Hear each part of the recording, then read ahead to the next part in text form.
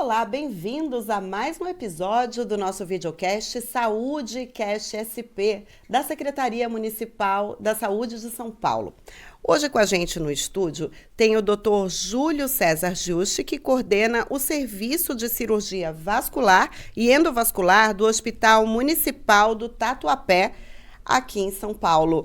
Olá, tudo bem, doutor? Bem-vindo. Obrigada por aceitar nosso convite. Eu que agradeço. Muito obrigado.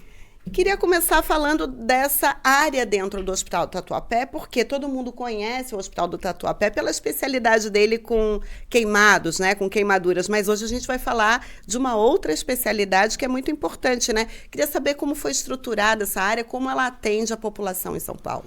Perfeito. Então, o Hospital Municipal do Tatuapé é um dos principais hospitais da rede municipal. Hoje a gente conta com aproximadamente 400 leitos no hospital e vai expandir ainda para 500 com a reforma que está sendo realizada atualmente. E a gente já tem um histórico bastante relevante no hospital em relação à cirurgia vascular de muitos anos, inclusive com formação médica, de residência médica, etc., né? Então hoje a gente conta lá com aproximadamente 50 a 80 pacientes internados só pela cirurgia vascular. É um dos maiores serviços do hospital. E como é que esses pacientes chegam, são encaminhados a essa área do Hospital do Tatuapé? Ele já vinha se tratando na rede, a porta de entrada é a UBS? Nós temos várias portas de entradas para o hospital, desde a porta cirúrgica e a porta de emergência, onde existe plantonistas 24 horas por dia e 7 dias por semana na especialidade da cirurgia vascular. E nós temos também um direcionamento via regulação. Então, os pacientes que estão em UBS ou estão outras unidades hospitalares sem esse recurso, eles são direcionados via sistema para o nosso atendimento.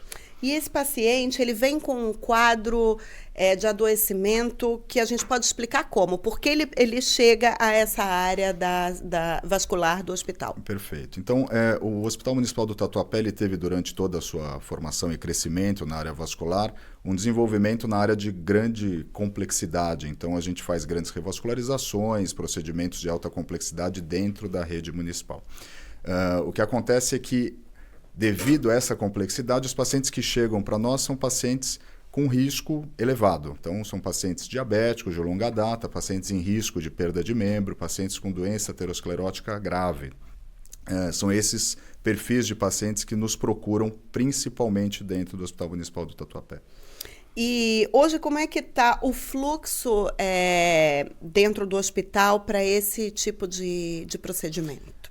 Esses pacientes eles chegam com essas doenças mais graves, então a gente tem uma abordagem multidisciplinar, né, na chegada desse paciente, com inúmeros profissionais, inclusive às vezes várias especialidades.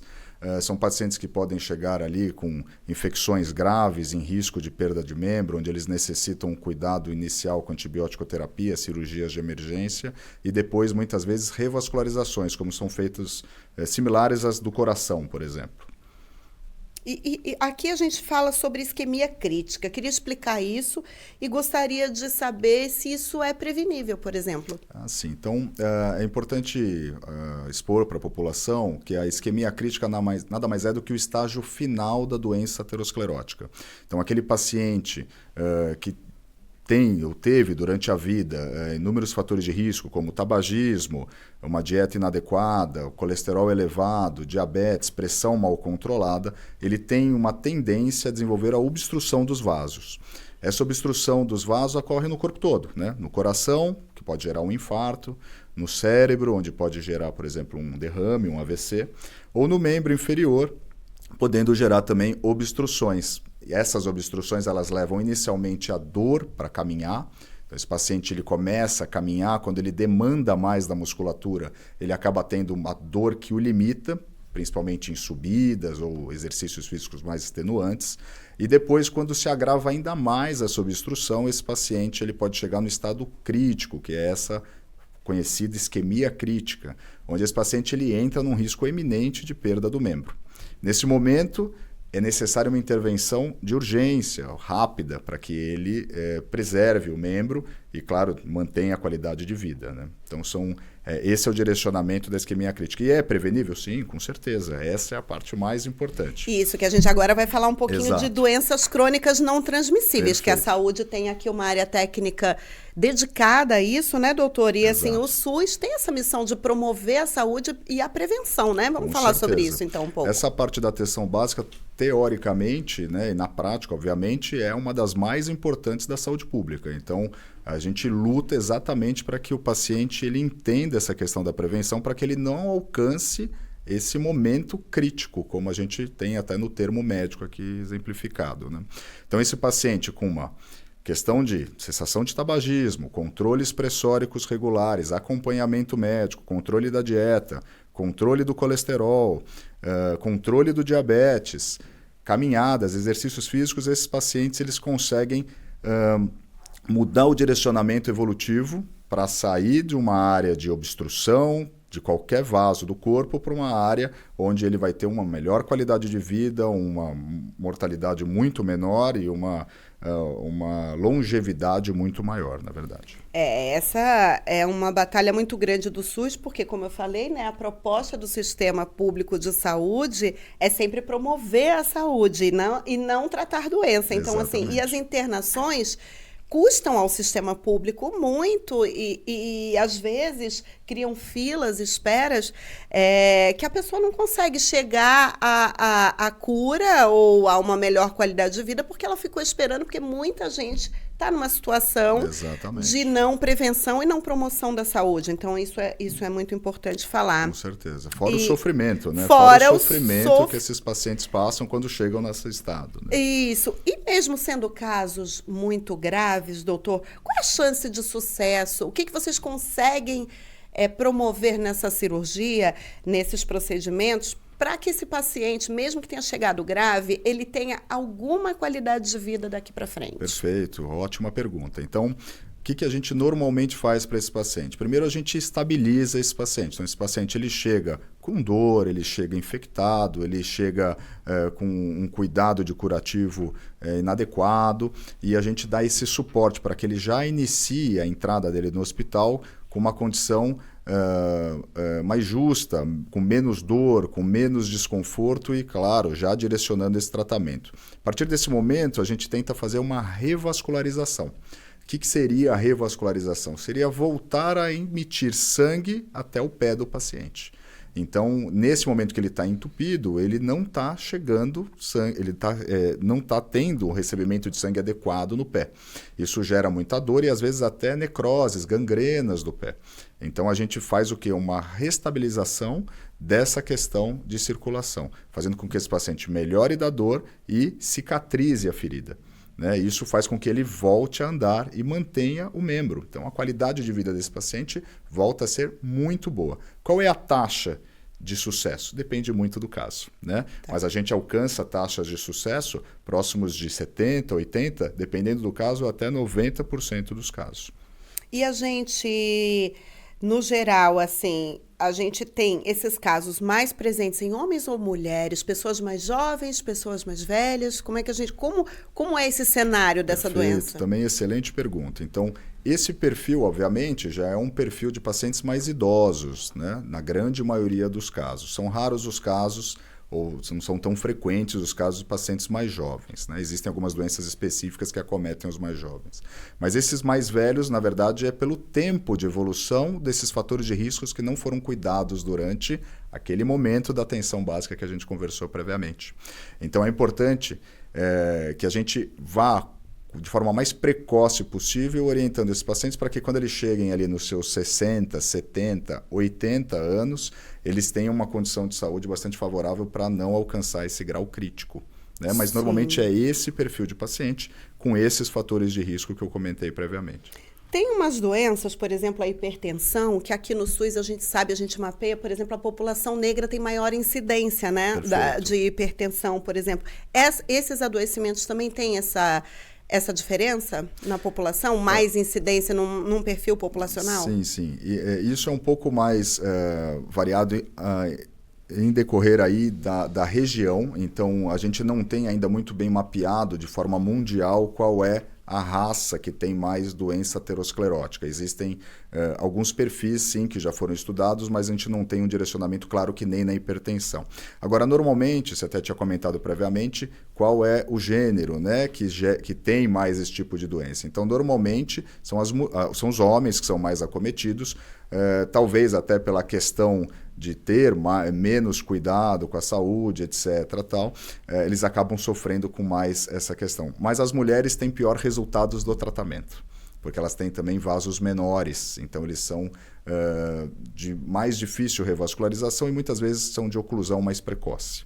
Então a gente tem, na verdade, um diferencial entre um e o outro. Sim, e tem a questão da gestação também, né? E aí outras mudanças nas fases de vida da mulher, questões hormonais também. Perfeito, isso foi interessante comentário. A gente não tem essa relação direta com a doença aterosclerótica, tá? Então isso é mais voltado para a doença venosa, que não entra aqui nesse quadro de isquemia crítica. Tá bom. Doutor, vamos falar um pouco, já que a gente falou da reforma do Tatuapé, tem inovação e tecnologia chegando no hospital também. Queria falar um pouco sobre isso. Perfeito. Pode anunciar essas novidades, com explicar para a gente com certeza. Onde elas beneficiam aí a população? A rede municipal praticamente inteira está sofrendo aí um investimento bastante expressivo e, inclusive, o Hospital Municipal do Tatuapé, por ser um dos principais hospitais da rede, também está passando por uma reestruturação bastante vantajosa para a população. Então, o investimento é de centenas de milhões de reais dentro do hospital, estão aumentando, inclusive, andares para receber mais pacientes e existe uma previsão de uma chegada de um setor de hemodinâmica que vai beneficiar muito esses doentes de alta complexidade, onde os tratamentos normalmente são realizados de forma menos invasiva e de forma mais rápida, com alta mais precoce. Então isso com certeza vai ajudar a população em muito e vai ser a primeira hemodinâmica da rede municipal de acesso direto da população. Aqui a gente tinha uma questão que era sobre o pé diabético, que é específica, e a gente tem também em São Paulo uma linha de cuidado que acaba sendo benéfica para quem tem esse agravo, né, do pé diabético, que são os polos de curativos, né? Como é que a gente pode falar a respeito disso, desse cuidado, especificamente para as pessoas com diabetes, que estão no SUS cuidando de diabetes? Excelente. Então, a síndrome do pé diabético é uma outra síndrome bastante complexa, que abrange 3 grandes pilares, né? Então, o paciente diabético de longa data, principalmente aqueles com controle inadequado durante anos, ou mesmo os que são controlados, mas que têm uma longa história do diabetes, eles acabam sofrendo por neuropatias, que são lesões neurológicas, né? Principalmente nos membros inferiores. Eles acabam sofrendo um pouco com atrofia muscular, também em região de pé. E isso gera algumas deformidades. Essas deformidades elas podem evoluir com o passar dos anos, né, e com o uso, às vezes, de calçado inadequado ou falta de orientação naquela atenção básica que a gente comentou, que é super importante. Eles podem evoluir para novas feridas. E como o paciente diabético ele tem uma facilidade infecciosa maior, já conhecida aí no meio, eles podem também sofrer infecções graves e até entrar em riscos de amputações ou parciais ou amputações maiores, que são aquelas realizadas acima do nível do tornozelo. Então, veja como é complexo essa questão e como é necessária a orientação do paciente diabético, né? Então, os polos de curativos foram muito bem colocados aqui, que são dezenas deles, né, da rede municipal. Eles auxiliam muito, tanto na orientação quanto no tratamento também dessas feridas tratadas de forma, às vezes, cirúrgicas ou por curativos, em longa data. Então, esses pacientes eles têm esse acesso aos polos de curativos, o que facilita muito um cuidado adequado desses pés com cicatrizações e preservação do membro. Então, extremamente importante. Sobre essa equipe que está no serviço que você coordena, quem são esses especialistas, com que equipe você conta e as tecnologias que estão envolvidas aí, as inovações, nesse campo da cirurgia vascular e endovascular? Perfeito. Então, nós temos um time muito bem formado dentro do Hospital Municipal do Tatuapé. Eu coordeno uma equipe de dezenas de médicos cirurgiões vasculares. A grande maioria do time, inclusive, teve a formação dentro do hospital. Então, são médicos que foram treinados lá dentro, fizeram, após a formação médica, tiveram a residência médica especializada lá dentro. Hoje a gente conta com praticamente 12 vagas de residência médica dentro do Hospital Municipal do Tatuapé.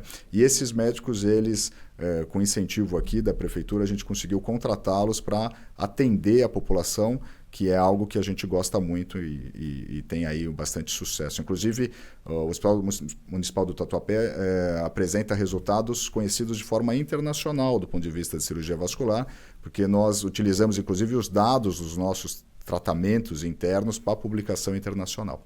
Então, nós temos apresentações fora do país, etc., mostrando os resultados que nós conseguimos alcançar dentro do hospital. Então, isso é bem interessante. Esses profissionais são muito bem gabaritados para trabalhar com esse tipo de população. Interessante. E agora, São Paulo vive essa nova fase, né, com o BID2, que em breve já terá aí o contrato assinado, mas as reformas de hospitais já estão acontecendo, como no caso do Tatuapé, por exemplo. Queria que você falasse um pouco sobre essa rede hospitalar, assim, já que é a sua área de atuação como profissional e já que você lida também com esses cases internacionalmente, como é que a gente pode avaliar aí a rede hospitalar que está se constituindo, que está se renovando em São Paulo? Perfeito. Eu estou no Hospital Municipal do Tatuapé já há aproximadamente 12 anos. Então, eu vivi várias fases de investimento, né, ou até fases com muito pouco investimento na rede municipal, e hoje eu posso dizer que a gente está numa das melhores fases de investimento da rede municipal de saúde aqui em São Paulo. Esse trabalho da secretaria está trazendo muita tecnologia, muito investimento. Obviamente, existe muito ainda para a gente alcançar os melhores padrões, mas nós temos recebido uma grande parte de infraestrutura dentro do hospital e, inclusive, com direcionamento de alta complexidade de outras áreas também dentro da rede. Então, o Municipal do Tatuapé, já sempre foi, né, um hospital importante para ortopedia, para cirurgia vascular e para neurocirurgia, além dos queimados. E nós temos também um investimento bastante expressivo da linha cardíaca e cardiológica que vai acontecer no Hospital do Jabaquara. Então, toda a rede hospitalar, né, como o Hermelino Matarazzo, etc., eles estão tendo investimentos em cenários distintos, né, setores específicos, para que eles se complementem dentro de uma rede, onde ocorra uma regulação de transferência desses pacientes para que ele tenha um melhor atendimento interno. Então, isso, vamos dizer que estamos na melhor fase da rede municipal em termos de investimento. Que legal. Eu gostaria que você falasse um pouco sobre o Sistema Único de Saúde, porque recentemente nós recebemos médicos italianos aqui no município e eles ficaram muito bem impressionados, sobretudo com estratégia saúde da família, né? Os hospitais são importantes, mas o SUS ele tem uma missão, uma estratégia ali de promoção e prevenção.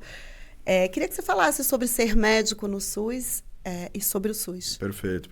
Então, eu vou falar um pouquinho da minha história, né? Da onde que eu comecei a trabalhar no Sistema Único de Saúde. Então, após a Faculdade de Medicina, eu tive uma residência médica dentro de um hospital público, né, tanto de cirurgia geral, cirurgia vascular, cirurgia endovascular e ecografia vascular. E depois eu fui convidado por um dos meus professores para entrar no Hospital Municipal do Tatuapé quando eu iniciei meus trabalhos com o público diretamente SUS. Assim, eu acho que o SUS é algo que você ama quando você entra. Então, você começa a atender aquela população que necessita da sua dedicação, né? E através da dedicação sua e sempre da equipe, com os direcionamentos também, obviamente, de investimentos dos profissionais superiores, a gente consegue alcançar resultados invejáveis e entregar qualidade de vida para aquele paciente. Isso, quando retorna para a gente no ambulatório, traz uma felicidade que a gente acaba tendo a vida, né, dedicada para o SUS por causa desse carinho, né, que a gente vê do paciente. Então, isso realmente traz para a gente mesmo, com todas as dificuldades que a gente encontra dentro do Sistema Único de Saúde, a gente vê uma gratidão aí importante no nosso setor de tratamento. Agora, o SUS ele é muito bem visto internacionalmente, né? Então, nós, quando tivemos aí o desenho do Sistema Único de Saúde, a gente conseguiu trazer vantagens de inúmeros setores de saúde de vários outros países. É por isso que ele tem um reconhecimento internacional. O que dificulta, às vezes, a implementação do SUS no Brasil é, claro, o tamanho do território, que é difícil de implementação, as diferenças continentais que a gente tem dentro do nosso país e um pouco de gestão também, que, claro, não é fácil, né, de gerir toda essa grandiosidade do território brasileiro. Então, isso acontece, mas a formação, o direcionamento, os objetivos, né, do SUS são realmente invejáveis do ponto de vista internacional. Essa diferença realmente entre territórios, inclusive no território nacional, é muito grande. A gente falou aqui de algumas linhas de cuidados que são exclusivas de São Paulo. E São Paulo, né, o SUS foi escolhido pelo 5º ano consecutivo o melhor serviço público, né, de São Paulo, segundo o Datafolha. Existe mesmo essa diferença com relação ao que você pode acrescentar a esse sistema público numa cidade. E São Paulo é uma cidade líder aí no Brasil, então com certeza aqui o SUS tem esse poder, né, de transformar, inclusive de ser uma espécie de modelo para outros municípios que consigam, né, implementar. Doutor Júlio, foi um prazer recebê-lo aqui no Saúde Cast SP. Eu quero agradecer também a sua audiência. Eu que agradeço. E te convidar para o próximo episódio. Aliás, se você ainda não se inscreveu no nosso canal, por favor, aí no YouTube da Saúde, se inscreve para você acompanhar não só o Saúde Cast SP, como todos os conteúdos que a gente produz aqui. E muita saúde para você. Até já!